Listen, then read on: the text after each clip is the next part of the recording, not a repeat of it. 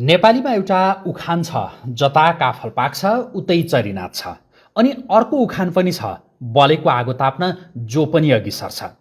रासोपा सभापति रवि लामिछानेका सन्दर्भमा अहिलेकी प्रधानमन्त्री सुशीला कार्कीले केही महिना अघि व्यापक जनलहर देखिन्।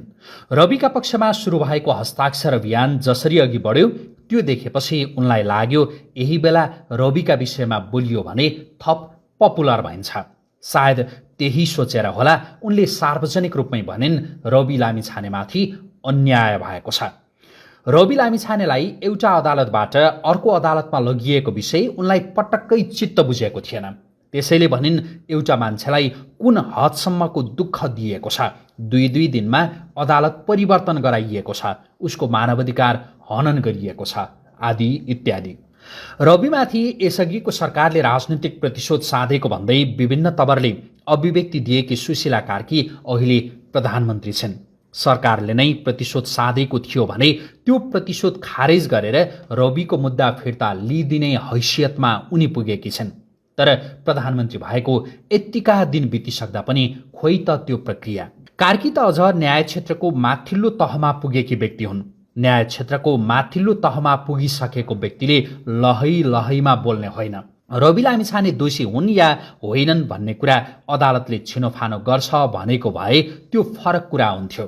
तर उनले त रविमाथि प्रतिशोध नै हो भनेर उति बेला भनिसकेपछि अहिले त्यो प्रतिशोध खारेज गर्ने जिम्मा उनैको होइन कि? अघि नै भनेको उखान जस्तै हो उनको शैली, जता काफल पाक्छ उतै चरी नाच्छ।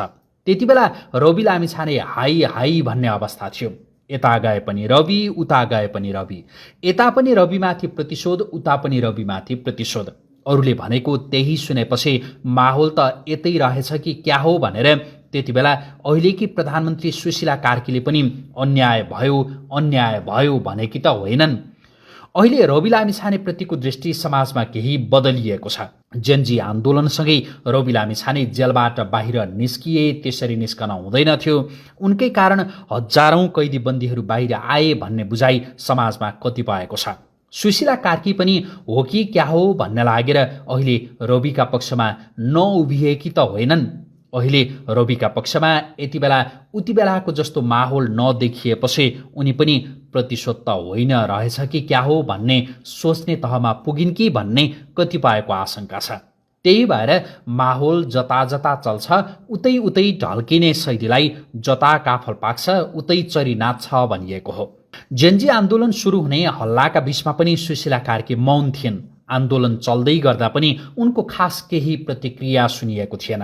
तर जब आन्दोलन उत्कर्षमा पुगेर केही मत्थर भयो त्यसपछि कार्की फुत्त निस्किन्। अहिले पनि कतिपय जेनजीहरू भन्छन् सुशीला कार्की सेन्टिमेन्ट क्याच गर्न आएकी थिइन्, गरिन् र प्रधानमन्त्री भइन्। कार्कीका विषयमा सुरुमा डिस्कोर्डमा कुनै चर्चा थिएन। तर आन्दोलन उत्कर्षमा पुगेर माहौल अलि मत्थर भएपछि सेनाले जेनजीहरूलाई वार्तामा बोलाएपछि कार्की फुत्त कतै देखिन्।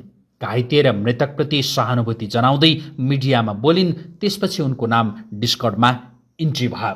उनी प्रधानमन्त्री भएपछि रविका बारेमा केही जेनजीहरूले नकारात्मक कुरा गरे। सम्भवतः त्यसपछि कार्कीलाई लाग्यो अहिले काफल अलि काँचै छ। भोलिका दिनमा रविका पक्षमा माहौल राम्रो बनेको देखिन् भने उनी जेनजीतिर होइन रविका विषयमा गजबैले खुल्न सक्छन्। फेरि त्यही उखान दोहोर्याउँदा फरक नपर्ला, जता काफल पाक्छ उतै चरी नाच्छ।